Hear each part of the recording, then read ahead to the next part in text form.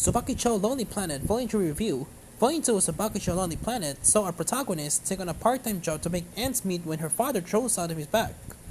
She also became friends with Aiui, the transfer student who was previously treating her like a gopher. Then we move into Volume 3, but what lies in store for her next, let's find out. As a reunite with Fumi, we find her at a book signing for Akatsuki's latest book. Here, she's ended up face to face with a rival for Akatsuki's affection in the form of Katsura, who is working alongside him at the signing.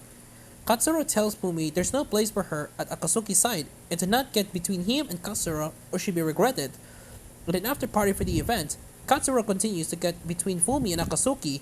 Eventually, Katsura takes Fumi aside and tells her that women always get the wrong idea about Akatsuki and his relationships eventually fall apart because of that.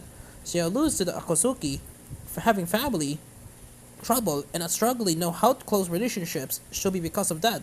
Fumi, of course, is frustrated to be learning these things from Katsura instead of the man himself, and more than that, she doesn't know how to handle her jealousy.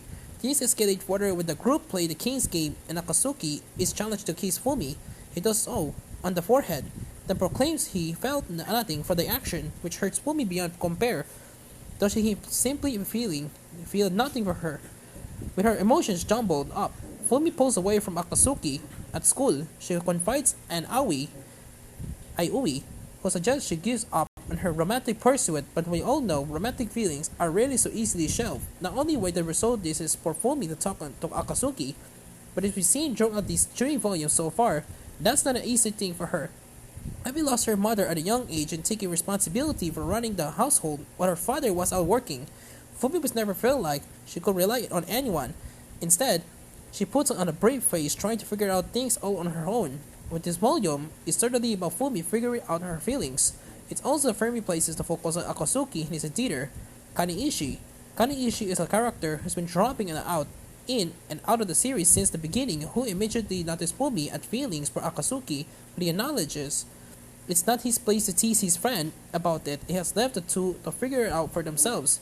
Thanks to Kaniishi having a more active role in this book, we learn more about Akatsuki's life, including the fact that he has always been terrible with women. He doesn't talk about his feelings, tends to be standoffish, and has a terrible date ideas.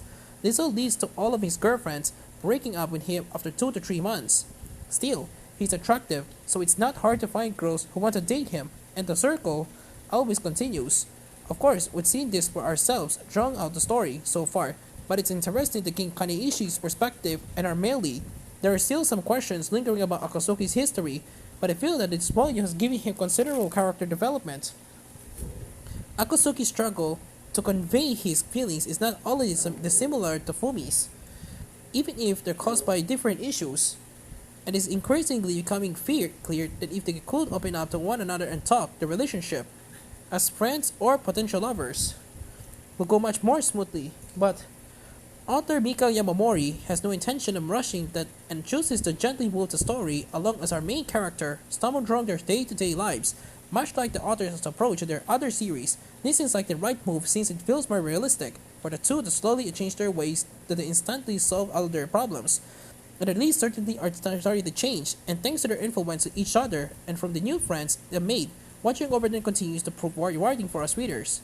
Volume 2 of Tsubaki-chou Lonely Planet comes to the West thanks to Yen Press and is translated by Taylor Engel. As always, the translation reads well with no issues, and there are a couple of pages on translation notes, including at the back of the book.